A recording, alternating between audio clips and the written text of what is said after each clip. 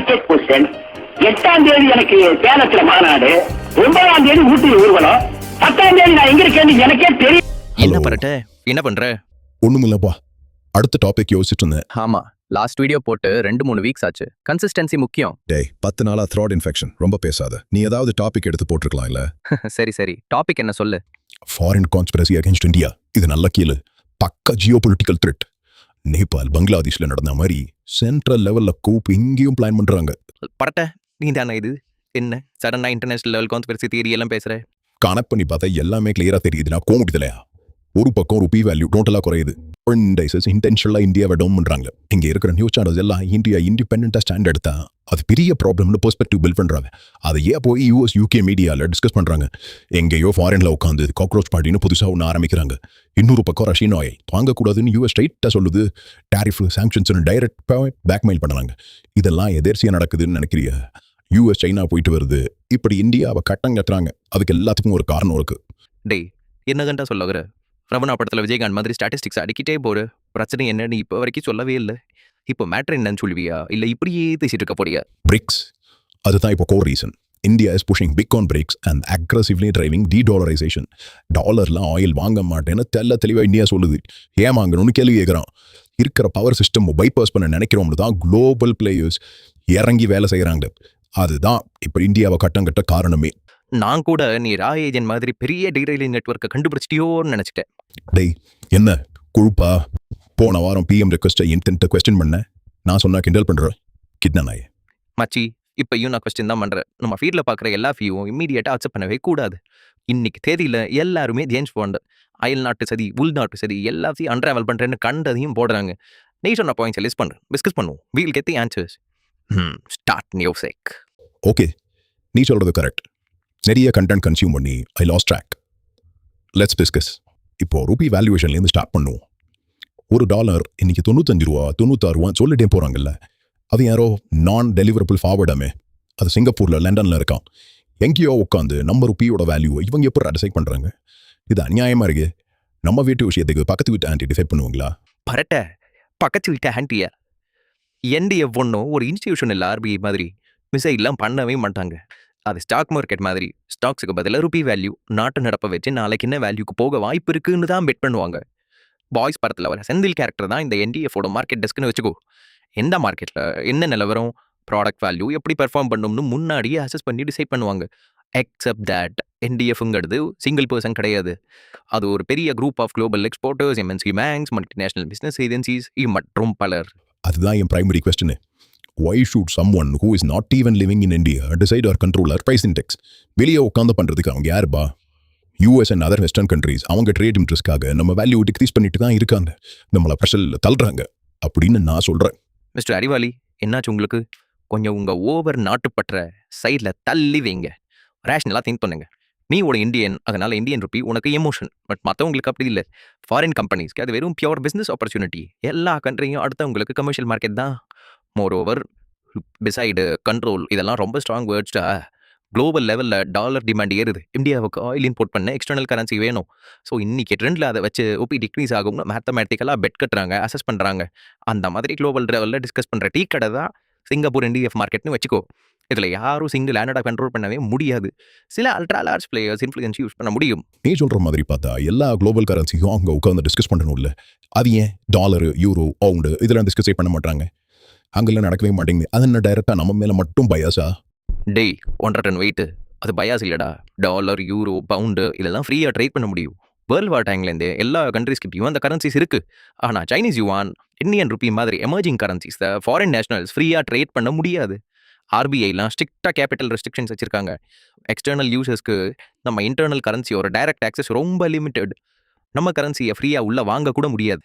So டைரெக்டாக trade பண்ண முடியாமல் வெளியே உட்காந்து ருப்பி வேல்யூ எங்கே போகும்னு பெட்டு கட்டுறாங்க. அதை வச்சு ட்ரேட் நடக்குது. ஆக்சஸ் லிமிட்டடாக இருக்கிறனால தான் அவங்க அதை பற்றி டிஸ்கஸே பண்ணுறாங்க. ஓ, அப்போ நம்ம கேபிட்டல் கண்ட்ரோல்ஸ்னால அவங்க கிட்ட டைரக்டா ஆக்சஸ் இல்லைன்னு சொல்லி வெளியே உட்காந்து இன்டென்ஷனலாக நம்ம வேல்யூ குறைப்பாங்களா? என்டிஎஃப் ஒரு ஸ்டாக் மார்க்கெட் மாதிரின்னு சொல்கிறேன். வால் ஸ்ட்ரீட் படம் பார்த்துருக்கியா? அதில் ஒரு கம்பெனியோட வேல்யூ வேணும்னே குறைப்பாங்கல்ல. அந்த மாதிரி பண்ண முடியாதுன்னு சொல்ல வரியா? வேல்யூவை குறைப்பாங்களா? என்னடா ஆச்சு உனக்கு? முழுசாக சந்திரமுகியை மாறிட்டியா? ஒரு கம்பெனியோ இண்டிவிஜுவலோ அப்படி பண்ண முடியாது. மற்றவங்க ஏன் அக்செப்ட் பண்ணிப்பாங்க? எல்லா கண்ட்ரீஸ்லேருந்தும் ட்ரேடர்ஸ் இருப்பாங்கல்ல. ஐசன்பர்க் உட்காந்து அதானியோட வேல்யூ குறைச்சான்ல முடியாதுன்னு சொல்றியா? அது ஹெய்சன்பர்க் இல்ல, Hindenburg. Heisenberg Breaking Bad lover. சரிதான், கேப் கிடைச்சா போதுமே. விஷயம் என்னன்னா, ஒரு ரியல் எஸ்டேட் லேண்ட் பிளாட் 10 லட்சம் ரூபாய்க்கு மார்க்கெட்ல போகுதுன்னு வச்சுப்போம். ஒரு பெரிய ஹை ப்ரொஃபைல் பில்டர் வந்து சடனா 50 லட்சத்துக்கு வேல்யூவை கோட் பண்றா. பிசிக்கலாக அங்கே எதுவுமே மாறல. பஸ் ஸ்டாண்ட் வரல, ரோடு இல்லை, ட்ரைனேஜ் இல்லை, ஒன்றுமே இல்லை. சும்மா அவனே லாஜிக்கை பில்ட் பண்ணி சொல்றான், இந்த ரேட்டு பயங்கரமா ஏறிடுச்சுன்னு. இப்போ என்ன நடக்கும் நீயே சொல்லு. கண்டென்ட் படி பார்த்தா இவன் 50 லட்சத்துக்கு விற்கிறான், மிச்சம் இல்லாமல் கம்மியாக விற்றா அவங்ககிட்ட என்னடா போய் வாங்குவாங்க எல்லாரும். இந்த தான் மார்க்கெட் சைக்காலஜி இருது. அவன் பெரிய பிராண்ட், அவனே 50 லட்சம் கேட்டான்னா நான் ஏன் நம்மள இந்த வெறும் 30 லட்சத்துக்கு சீப்பாக கொடுக்கணும்னு சொல்லி மற்ற புரோக்கர்ஸும் அதே ஸ்டாண்டர்ட் மார்க்கெட் ரேட்னு ரொட்டேட் பண்ணுவாங்கல்ல. ஆட்டோமேட்டிக்கா 50 லேக்ஸ் தான் ரியாலிட்டின்னு மாறிடும் கொஞ்ச நாள்ல. செம்ம, நீ சொல்றதுலயும் ப்ராப்பர் பாயிண்ட் இருக்கு பாருடா. நிஜமா மார்க்கெட்ல எப்பவுமே மெஜாரிட்டி குரூப் ஃபாலோ பண்ணுவாங்க. ஆனா டாப் பிளேயர்ஸ் தான் டைரக்ஷன் கொடுப்பாங்க.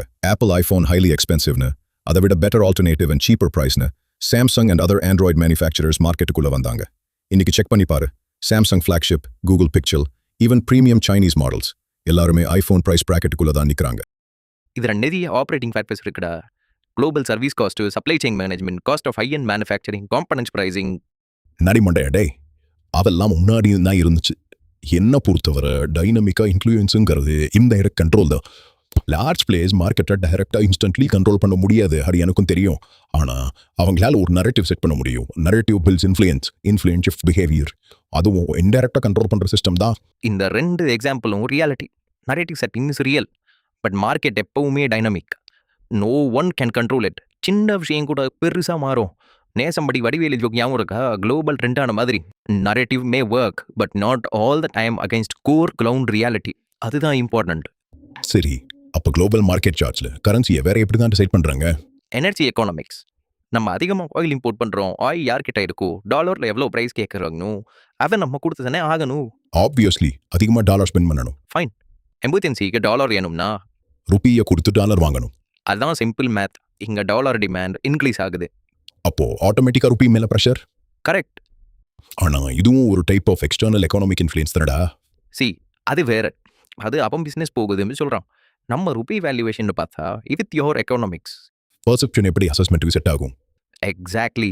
Geopolitical events unpredictable. நீ தானே சொன்ன, நம்ம கண்ட்ரி ஃபண்டமெண்டல் ஸ்டேபிளாக இருந்தால் எந்த பிரச்சனையும் சமாளிக்கும் நல்ல ரேட் பண்ணுவாங்க. அசஸ் பண்றவங்க யாரு? US, UK அந்த மாதிரி பெரிய கண்ட்ரியில் இருக்க மல்டி மில்லியனர் பிஸ்னஸ்மேன் தானே. Business groups, business agencies, banks இவங்க தானே. வேற லெவல் ஆர்குமெண்ட். கலக்கிற பரட்ட. ஆக்சுவலாக ஜியோபாலிட்டிக்ஸ் இஸ் பிஸ்னஸ். ஆனால் அதுக்காக எல்லா நிகழ்வும் கான்ஸ்பிரசின்னு எக்ஸ்பிளனேஷன் மட்டும் தேடக்கூடாது. அப்போ ஃபியூச்சரில் ஒரு டாலர் 100 ரூபா ஆயிடுச்சுன்னா அதை நம்மள அஃபெக்ட் பண்ணாதுன்னு சொல்றியா, இல்லை அஃபெக்ட் பண்ணக்கூடாதுன்னு சொல்றியா? 100 இல்லை 1000 ஆகட்டும்டா. 100 டச் பண்ணால் இந்தியா கம்ப்ளீட்லி அழிஞ்சிடுமா? நீ சொல்றது கரன்சி சார்ட் மட்டும் பார்த்து நாட்டோட ஸ்ட்ரென்த்தை டிசைட் பண்ண முடியாது. எக்ஸாக்ட்லி. கரண்ட் பெர்ஃபார்மன்ஸ் ரிப்போர்ட் கார்டோட ஒரு சப்ஜெக்ட் மட்டும்தான், ஃபுல் ரிப்போர்ட் கார்டு கிடையாது. அப்போ டொமஸ்டிக் பாலிசியை குளோபல் ரேட்டிங்ஸ்க்காக மாற்றக்கூடாது, கரெக்டா? National productivity, manufacturing, deep tech, energy self Reliance, herbs இதில் எல்லாம் ஃபோக்கஸ் பண்ணினா ருப்பி ஆட்டோமேட்டிக்காக ஸ்ட்ரென்தன் ஆகும். பட் இந்த மாதிரி இம்போர்ட் டிபெண்டன்ட் கண்ட்ரியில் டாலர் வேல்யூ அதிகமானா ஃபாரெக்ஸ் இஷ்யூஸ் வருமே. எஸ், ஆனால் டாலர் வேல்யூ அதிகமானா எக்ஸ்போர்ட் செக்டார்ஸும் க்ரோ ஆகும். அது ஒரு தராசு. ரீசெண்ட் டிபேட்ல சொன்ன மாதிரி எக்ஸ்டர்னலாக ஒரு கான்ஃப்ளிக்ட்னால இருக்கிற வாலடைல் சிச்சுவேஷனுக்கு RBI ஓவராக ரியாக்ட் பண்ணக்கூடாதுன்னு finance ministry and economist advice பண்ணியிருக்காங்க. கரெக்ட். நம்ம கண்ட்ரோலில் இல்லாத விஷயத்துக்காக ரொம்ப அட்ஜஸ்ட் பண்ண ட்ரை பண்ணவே கூடாது. சரி, ஆனால் ஜப்பானில், சைனாவில், சிங்கப்பூரில் கம்பேர் பண்ணால் நம்ம கரன்சி மட்டும்தான் அண்டர் பர்ஃபார்ம் பண்ணுது. அது ஏன்? Oil import one factor, inflation ஒரு major factor, exports, capital inflow, policy response எல்லாமே சேர்ந்து இம்பாக்ட் பண்ணோம். சிங்கப்பூர் கிட்ட ஆயிலே இல்லை, ஃபுட்டு கூட இம்போர்ட் பண்ணுறாங்க, ஆனால் கரன்சி ஸ்ட்ராங்காக இருக்குது. அது எப்படி? சைனாவில் விலைவாசி ஏறவே இல்லையா? சைனாவில் என்ன நடக்குதுன்னு முதல்ல வெளியே தெரியுமா? கொரோனாவில் எத்தனை பேர் செத்தாங்கன்னு இன்னி வரைக்கும் மிஸ்ட்ரியாகவே இருக்குது. சைனா எக்ஸ்போர்ட் பண்ணுது, சிங்கப்பூர் சப்ளஸ் ஏர்ன் பண்ணுது, மலேசியா ஆயில் எக்ஸ்போர்ட் பண்ணுது, நம்ம இம்போர்ட் மட்டும்தான் பண்ணுறோம். இதெல்லாம் நம்புற மாதிரியா இருக்கு? உட்டா கம்பி கட்டுற கதையெல்லாம் சொல்லுவோம். மிஸ்டர் காட்டுராஜா, நான் சொல்கிறது what is used in calculation. Assumptions, rumours, conspiracy தியரிலாம் கேட்க இன்ட்ரெஸ்டிங்காக இருக்கும். ஆனால் என்ன ஃபிலாசபியா? ஆட்டை தந்திரமா அடிச்சு திங்கிறவனுக்கு ஃபிலாசபி வேறையா? அந்த ஆட்டையே அடிச்சு திங்கிறவனை கடிச்சு கொதறவனுக்கு எதுக்கு conspiracy theory? Good one. Rupee valuation பேசியாச்சு, மிச்சது எல்லாம் ஒரே நாளில் பேசுறதுக்கு நம்ம என்ன 24/7 நியூஸ் சேனலாடா? அடுத்த வீடியோவில் பார்ப்போம், இல்லை ஷார்ட்ஸ் போடுவோம். அப்போ எண்டு கால போல்டா முடியல. Don't panic, think. Invest in facts, not in rumours. Tension ஆகாதீங்கண்ணே.